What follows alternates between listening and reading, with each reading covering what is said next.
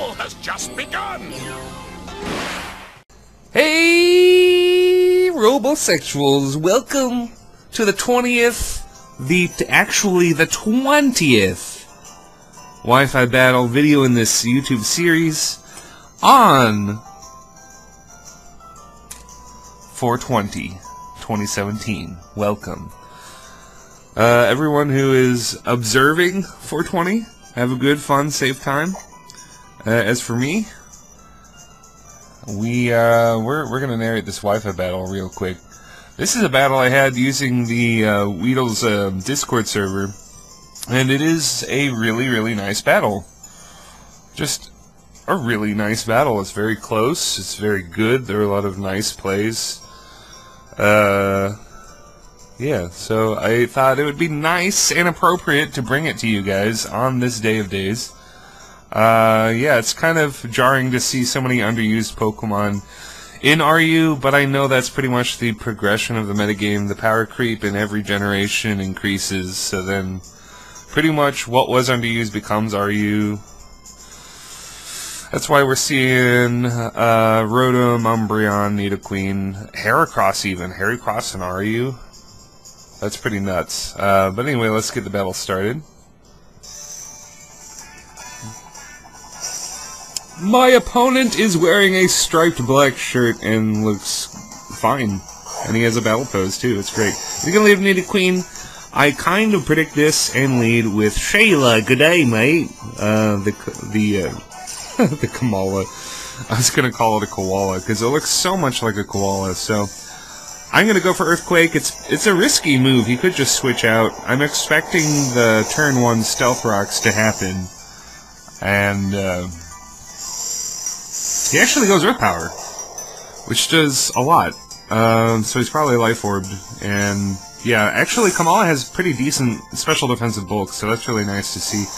I predict him to switch out or go Stealth Rock, so it's a pretty good play to just get my bug type, my big bulky bug type in there who resists ground really well. It's a pretty no-brainer switch, as he switches as well. Goes into Slowbro. I'm just going to go for First Impression. Not really predicting anything. His tank is weak to bugs, so First Impression isn't something he's going to want to take anyway. And it almost does half damage to this Heracross. So I'm going to have to scout around this Heracross, because Heracross is a big threat. I do have Doublade right here. And he's going to make a slight misplay and not go for knockoff, as I just completely block that Stone Edge with max defense relax Doublade here. And I also just go for a Toxic. Yeah, this Doublade is actually a Buffy the Vampire Slayer reference. One of her stakes is named Mr. Pointy. I knew there was a chance Umbreon could switch in, and this is perfect. Though not only do I use my No Guard to 100% hit the Toxic, which I forgot to mention last video, his Synchronize ability fails because I'm a Steel type, so that just really works out for me. I wasn't sure if he would Foul Play or not. He ends up, yeah, he ends up using Foul Play, and I switch into it. And it does a lot, but it doesn't bring me down to my emergency exit because Gliscopod's defense is so high. This Pokemon is great, so he really has no bug resist other than Rotom. Yeah, you just, you know, letting it go down.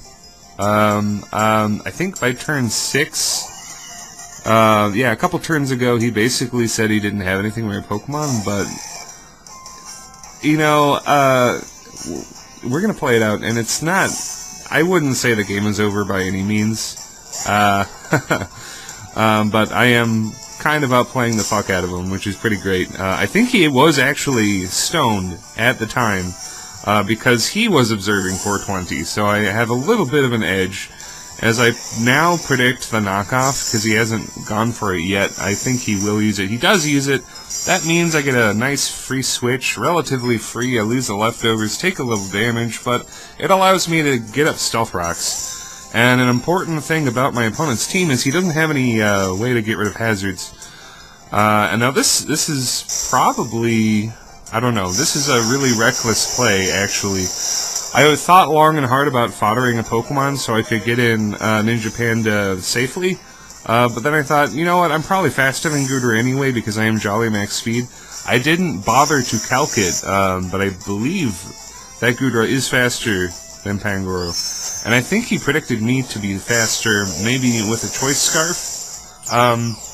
Because in X and Y, Choice Scarf was pretty much the set for Pangoro. So I think I kind of scare him out with like that. If he just went double Draco, he would have killed me. And then I wouldn't have been able to get that, you know, Darkium Z parting shot. I'm going to pass it to Golisopod just so I can get my health back up. And also weaken Rotom in the process. At some point, I really want to get up a layer of spikes, too. So, yeah, I'm going to try to work towards that in the next upcoming turns. But yeah, it's really great. I'm going to go for Aqua Jet. He's going to go for Will-O-Wisp. Yeah, Aqua Jet isn't going to be enough. This is an interesting situation, though, kind of a standoffy situation, because even though I am burned, I can take him out with Aqua Jet. And I really do believe, especially since he kind of conceded in chat already. Thanks, phone, for going off.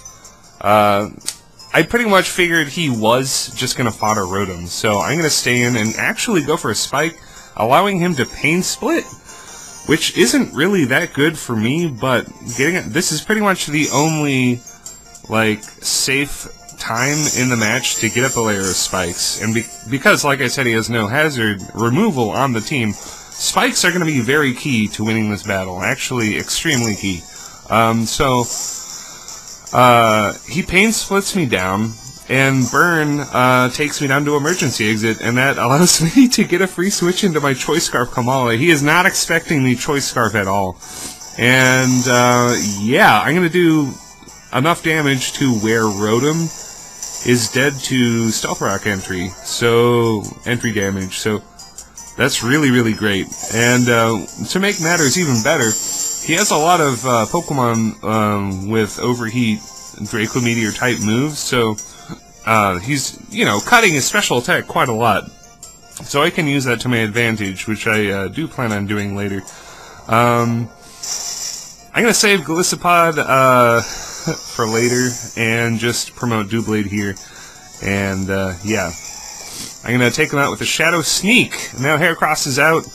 I know he's going to go for Knockoff. It's pretty much the only thing he has to hit me. And I'm going to take this opportunity to set up a couple of Sword Dances, because I want to sweep his team with Doublade.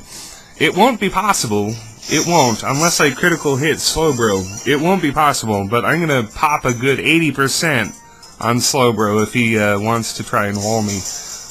Because I'm going to Sword Dance twice. I'm going to get my attack level to be ×4, baby. Yeah! Yeah, that's terrible. Okay, so I'm pretty good now. Yeah. I pretty much have him in the sweaty palms of my hand. I'm going to go for that Shadow Sneak. Actually, my palms really don't get sweaty, ever. Some people get it. I just don't.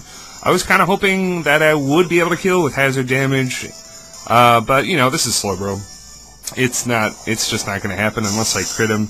And I do not, but that is a really, really, really, really nice amount of damage. I'll take that. So Mr. Pointy goes down. The important thing is his Heracross is gone, so I don't really need Mr. Pointy any longer. And now I can go into my Jolly Max Speed Ninja Panda, go for the knockoff. If he wants to switch out to get some regenerator health, something is going to have to lose an item. So that's a pretty high-pressure situation he was in there. And there's just a lot of those in this match. Really cool. You just pressure my opponent with hazards, and, you know, just cool weakness policy parting shot shenanigans. Like, it's fun to mess around with that. So this is where he shows me he actually is faster than Pangoro. So on that previous turn, he could have stayed in and, you know, blew my brains out with Draco if he had connected. So that is pretty cool. In the end, well, Pangoro pressured Slowbro, so I guess Pangoro did that effectively. But the parting shot Z thing didn't really help me that much because I got burned, but it did allow me to have enough bulk to use spikes, so I guess that's pretty much the game changer, and it's pretty much worth it in the end. As he's going to go Thunderbolt, I'm going to go bring in high as hell on this beautiful February 20th. Great stuff. Or April 20th. Fuck.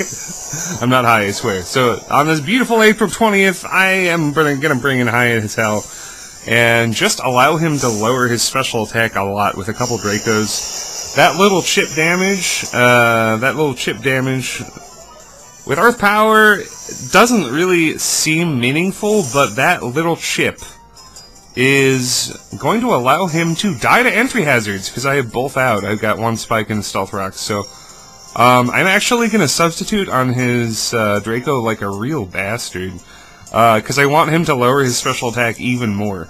Because I know that pretty much his only way of winning at this point is critting the Draco, so I'm just going to go to that extra level of asshole, sub, so he drops his special attack even more, and then, you know, just to finish things off with a nice bow on top, go for the disable. You're not going to be allowed to use your strongest stab move. I'm just not going to allow it.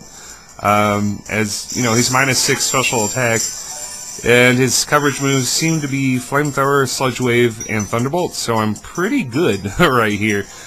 So he does decide to switch out now as I go sub. The sub is pretty smart because, well, it gives me an extra chance to hit Overheat, I guess, but I could have just hit Overheat, it doesn't really matter. As I do sub, just for show, and Nidoqueen's out here, crossed my fingers when going for this Overheat, because if I miss the Overheat, if I miss Overheat twice, we're going to have problems. But I do manage to connect the Overheat, which is real nice.